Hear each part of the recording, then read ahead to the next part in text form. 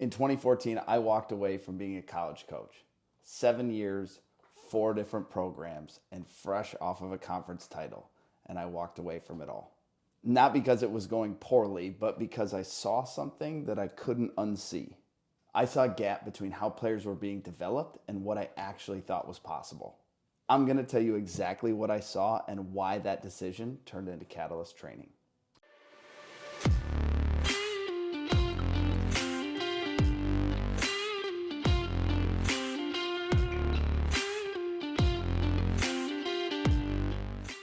I grew up in a town of just under 500 people, and I had the opportunity to play varsity basketball in 8th grade. And it wasn't because I was super talented. Frankly, we weren't very good.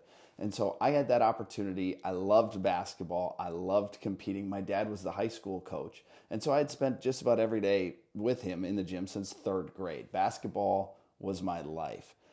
Except I knew that there probably wasn't going to be a career for me playing after high school. I got recruited a little bit to play at the Division III level and had that opportunity. But deep down, I had such a high level of respect for what it took to play college basketball that I didn't think I was going to be an athlete, that I was going to be able to translate my game to that level. So I got to school in the fall and thought, I'm going to go play with the guys. I'm going to go see where I'm at. And frankly, I was playing some of the best basketball I'd ever played in my entire life. But there was this kind of pull to say that I just don't know that I'm going to be able to compete at a high enough level to be successful here. So the day that I decided I wasn't going to play, I hadn't told anybody yet. I'm sitting in my dorm room and my high school teammate comes in. He was actually on the team. And he said, "Hey, coach wants to talk to you tomorrow." And I thought, "Oh, great. This is where I'm going to tell him that I'm not going to play."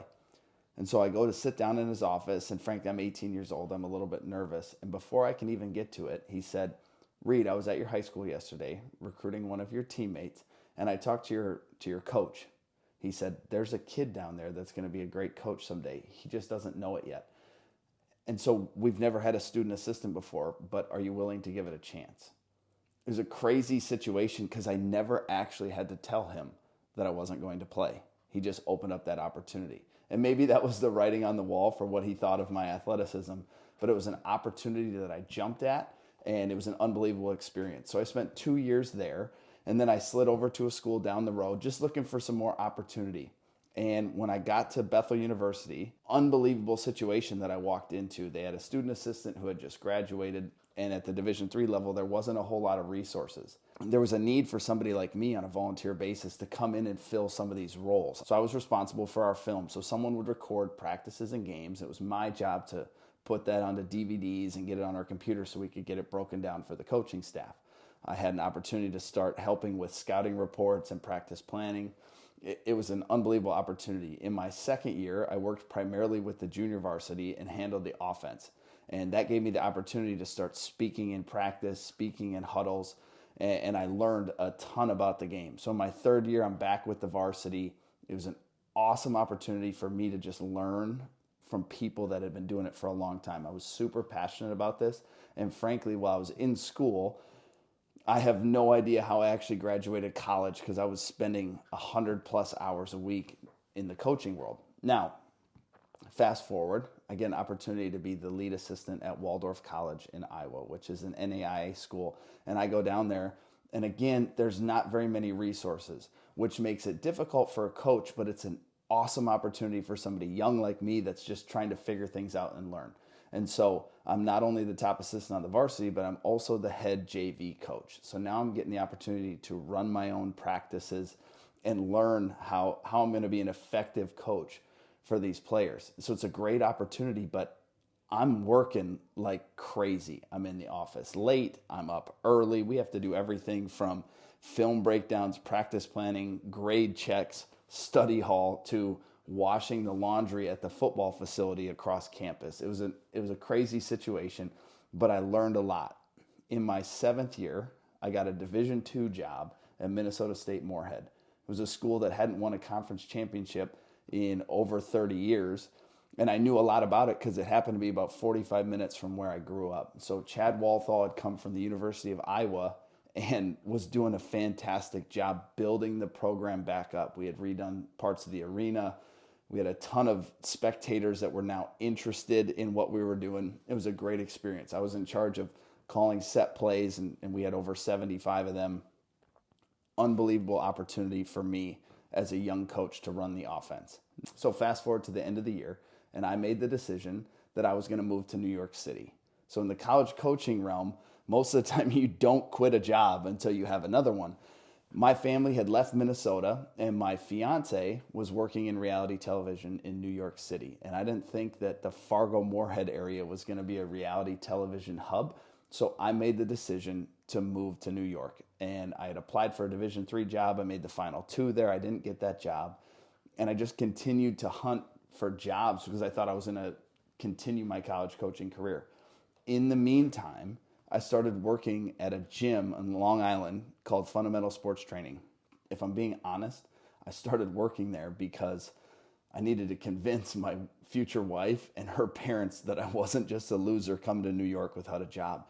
And so, just like I had in the college coaching realm, I just dove headfirst into the player development space. And I learned something really, really quickly. I learned that I knew nothing about player development. I had been around 4 different head coaches in 7 years, some really, really good coaches that taught me a ton. And if I'm honest, I stepped into the player development world and thought, this is going to be easy. And what I realized is I didn't have a clue what I was doing. I could understand if something was good or if something was bad, but I didn't necessarily know what was good or bad about those things. And because I didn't know, it was difficult for me to correct things that needed to be corrected. And it was also difficult for me to take things that were good and try to teach players to do them over and over again. I had spent my time watching YouTube videos and different things online and basically watching trainers put kids through random cone drills or telling them to just work harder. And what I realized is that it wasn't solving problems. And so as I'm watching film, I'm watching like Steph Curry, right as he's really starting to blow up at the NBA level. And I loved watching his film, but it was for different reasons than most. Most people are like, oh, he's out there, he's cooking. And I'm looking at it saying, he's a mediocre athlete from an NBA standard. He's skinny. He's not super strong at that point in his career. And he is a problem. He is cooking people. And then I'm watching players like Paul Pierce and Joe Johnson late in their career. And I'm thinking to myself, man, Paul Pierce looks like he's having difficulty moving, and he just scored 25 points last night. How is he doing it? And that's where I fell in love with the details of the game and knew that from a player development standpoint, I needed to change my mindset because what these kids needed was different than what I was actually giving them. I was fortunate enough during this time to get connected with DJ Sackman. Now, I believe that DJ Sackman is the best player development specialist in the world. And you might know him from his hoop study programs or coaching Unrivaled, the women's professional 3-on-3 league, or traveling all over the globe to work with Patty Mills. DJ was able to connect the dots for me. I had a tremendous amount of basketball knowledge, but it was scattered all over the place. I had years worth of information and I didn't know what to do with it or how to connect the dots. So what DJ did is he was able to help me connect the dots, my basketball IQ, and be able to take it with me to these workouts. So when a kid is making a mistake, we're able to identify what it is and then how to fix it. And when that started to happen, I started to see players really start to grow. We really saw improvement, not only in their skill set, but in their confidence. What we were doing is we weren't avoiding weaknesses because sometimes players feel, I'm not very good at this, but I think a lot of times it's because trainers think, I'm not really sure how to fix it. I no longer had to avoid those situations. We were able to run head on to those situations because I now had an idea on what needed to be done in order to fix it. I eventually went out on my own and had to come up with a name for my company. And so I was bouncing ideas off of some friends and family members. And I had a good friend from high school call me and he said, I got it. He's a medical device salesman. He said, we use this word all the time in the medical field, and it's catalyst. I said, that's great. I know that word and I know what it means, but what's the definition? And he said, a catalyst is a person or event that quickly causes change or action. I immediately knew that that's what I needed to name my business, Catalyst Training, because I want to be a catalyst for these players. I want to be that person and that event that quickly causes change or action. Basketball exposes players to so many different things that are going to be beneficial for not only on the court, but for the rest of their life. Through the game of basketball, you learn hard work, discipline, how to play a role that's maybe not flashy, how to handle success, how to handle failure.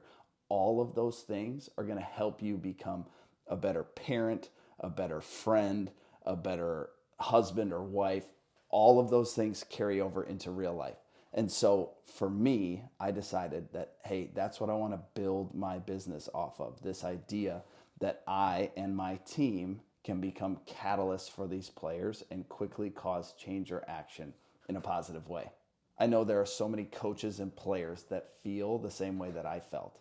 You want growth, you want improvement, but you're not sure how to connect the dots between the work that you're putting in and the growth that you want to see. That is precisely why Catalyst exists. We don't just want to help players improve. We also want to empower coaches to become better developers of talent. We're here to help you connect those dots and provide a path that fast tracks success. That's why we've created the Catalyst Player Community. It's a home for coaches and players that simply want to be done guessing. We provide the tools, the resources, and the support so that you can experience real, measurable progress. So if you're a player that's serious about your development, or you're a coach that's looking to unlock your team's full potential, I invite you to join us. Click the link in the description to learn more about the Catalyst community. Let's connect the dots together.